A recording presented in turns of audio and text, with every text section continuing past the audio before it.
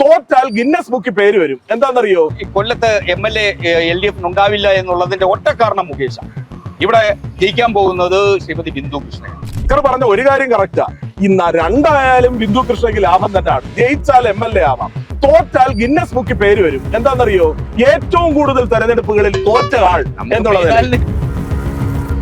അവിടുത്തെ ആരോഗ്യ വകുപ്പിനെ സംബന്ധിച്ച് അദ്ദേഹത്തിന് വിശ്വാസം ഉണ്ടെങ്കിൽ എന്തുകൊണ്ട് അദ്ദേഹം ചികിത്സ തേടി അമേരിക്കയിലെ മയോ ക്ലിനിക്കിൽ പോകും? അദ്ദേഹത്തിന് കൊതിയുണ്ട്. നമ്മള്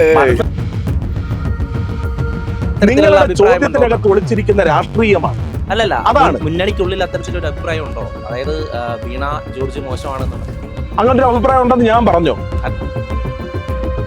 സർക്കാരിന്റെ പരിപാടി മാത്രമാണോ? കല്യാണം നടത്താൻ വേണ്ടിയാണോ സാംസ്കാരിക സമുച്ചയം ഉണ്ടാക്കി വെച്ചേക്കുന്നത്? എന്താണ് ഈ പറയുന്നത്? പമ്പൻ നഗരങ്ങളാക്കുന്ന ഒരു പദ്ധതിയാണ് അമൃത് നഗര പദ്ധതി, കേന്ദ്ര സർക്കാർ.